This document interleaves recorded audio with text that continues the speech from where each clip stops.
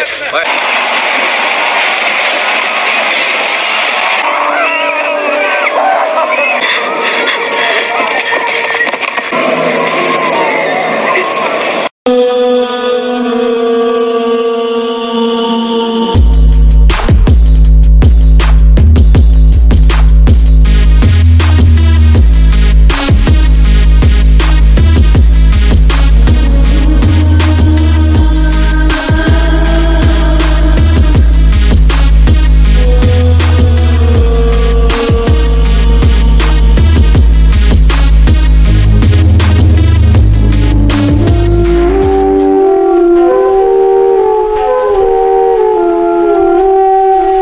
Kembali kebangkitan Jepang dimulai saat restorasi Meiji dilakukan. Saat Kaisar Meiji yang merupakan Kaisar Jepang ke-122 berkuasa di tahun 1867 hingga wafatnya di tahun 1912. Kaisar mengeluarkan undang-undang yang mengembalikan kekuasaan Jepang yang selama ini di bawah kesogunan kembali ke tangan Kaisar. Kaisar pun kembali memiliki kuasa penuh atas jalannya pemerintahan dan menjalankan kebijakan-kebijakannya. Kaisar Meiji menghapus politik isolasi yang membuat Jepang menutup diri dari pengaruh asing, kemudian membuka keran perubahan, hingga akhirnya menjadi sebuah negara yang modern dan maju. Jepang pun mulai mengikuti jejak negara Inggris, Perancis, Jerman, ataupun Rusia menjadi negara imperialis. Hingga abad ke-19, Jepang menunjukkan kekuatannya dengan menaklukkan negara-negara tetangga di wilayah Asia.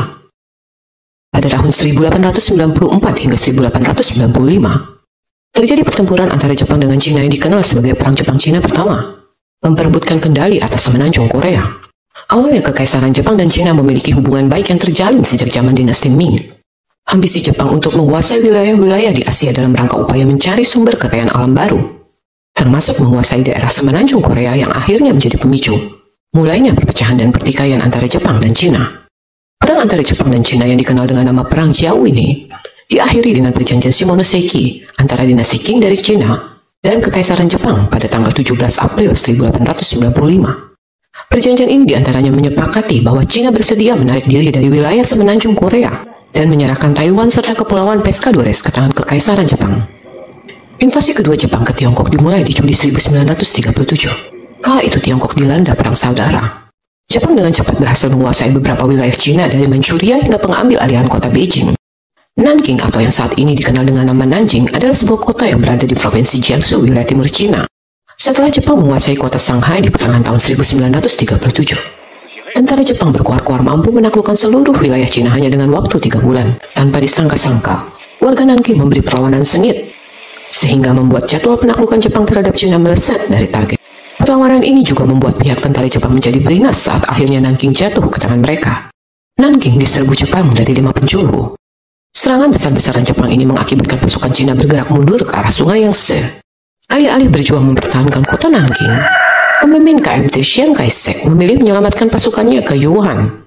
Dengan mempertimbangkan Yuan dirasa akan lebih sulit dijangkau oleh tentara Jepang. Sementara sang komandan Jenderal Tang Sezi diperintahkan untuk tetap berada di dalam kota Nanking bersama para pasukan pejuang yang tak terlatih dan tak bersenjata. Sejumlah besar pengungsi dan tentara Cina yang terdesak mencoba melarikan diri dari Jepang dengan berusaha menyeberangi sungai Yangtze. Namun karena tidak adanya transportasi, mereka pun terjebak di sungai. Diperkirakan 50.000 orang tewas dalam insiden tragis itu. Pada 12 Desember, Komandan Tiongkok yang terkapung Jenderal Tang Sezi memerintahkan mundur dari kota. Banyak dari wajib militer Tiongkok yang tidak terlatih melanggar barisan dan lari. Tentara Jepang pun memburu, menangkap, dan membantai mereka. Diperkirakan 60.000 pejuang Tiongkok yang menyerah dibantai oleh Jepang. 13 Desember 1937, rombongan pasukan pertama tentara Jepang yang dikomandani oleh Jenderal Matsui Iwane memasuki kota Nanking. Saat itu jalanan kota Nanking dipenuhi para pengungsi dan tentara Cina yang terluka. Pasukan Jepang menembaki tanpa henti. Warga sipil yang tak bersenjata turut menjadi sasaran amukan tentara Jepang yang kalah. Beberapa diledakkan dengan ranjau, diberondong dengan senjata mesin, dan diguyur bensin serta dibakar. Pasukan Tiongkok yang tak berdaya sebagian besar dilucuti. Mereka kemudian secara sistematis dikumpulkan dan dieksekusi.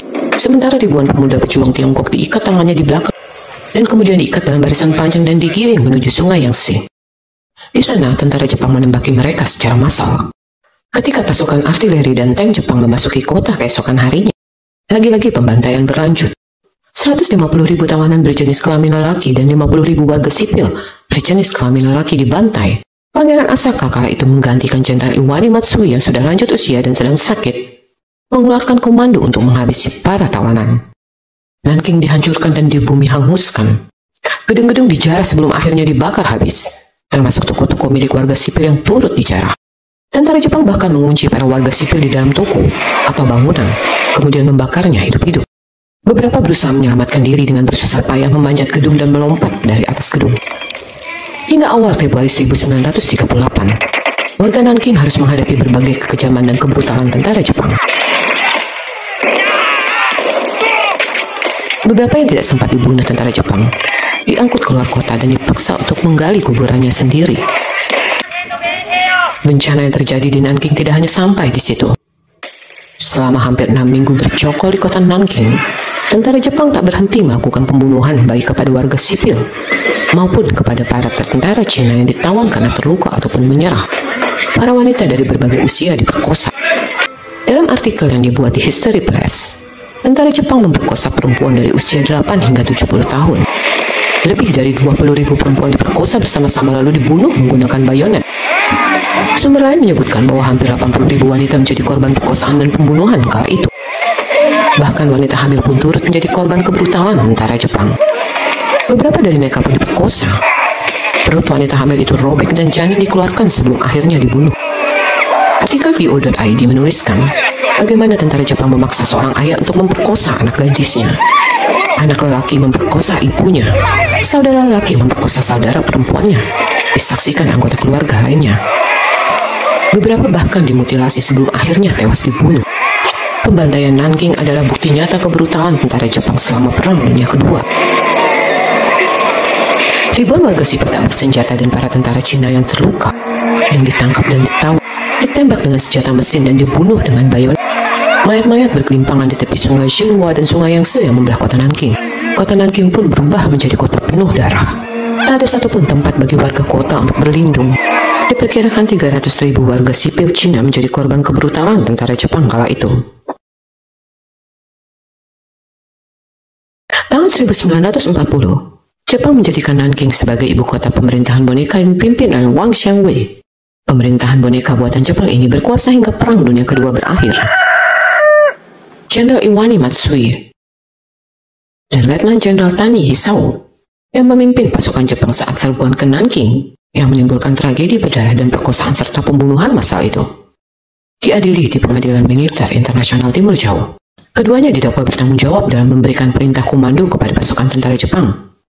Iwani Matsui menghadapi Pengadilan Militer Timur Jauh dan dijatuhi hukuman gantung di 23 Desember 1948 di usia 70 tahun di penjara Sugamo, Tokyo.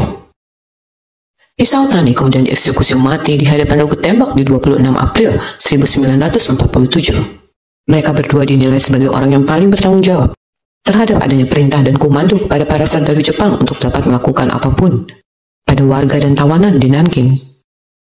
Kebijakan ini didukung oleh Komandan Tertinggi Angkatan Perang Jepang di bawah pimpinan Pangeran Yasuhito Asaka, yang konon memerintahkan untuk membunuh dan menghabisi para tawanan. Pangeran Asaka sendiri tidak dapat diadili karena memiliki kekebalan politik. Tragedi Nanking menjadi satu masalah yang sensitif dibahas antara pemerintah Jepang dan Cina bahkan hingga saat ini. Tragedi ini juga membuat hubungan Jepang dan Cina tidak lagi harmonis. Kepedihan dan kemarahan tragedi Nanking masih dirasakan rakyat Tiongkok terhadap Jepang. Di Cina, tragedi Nanking selalu dikenal sebagai simbol penderitaan yang kelam. Para anak-anak di Cina kerap diajak untuk melakukan kunjungan ke Museum Nanking. Mereka sejak dini diperkenalkan terhadap sejarah kelam Cina, agar tidak melupakan kepedihan dan sejarah masa lalu kala itu. Sementara di Jepang sendiri, tragedi Nanking berusaha dihapus dalam sejarah. Kalaupun ada, Jepang hanya menempatkannya dalam catatan kaki pelajaran sekolah para siswa di Jepang. Jepang seolah menafikan dosa-dosa masa lalunya untuk diketahui generasi penerusnya.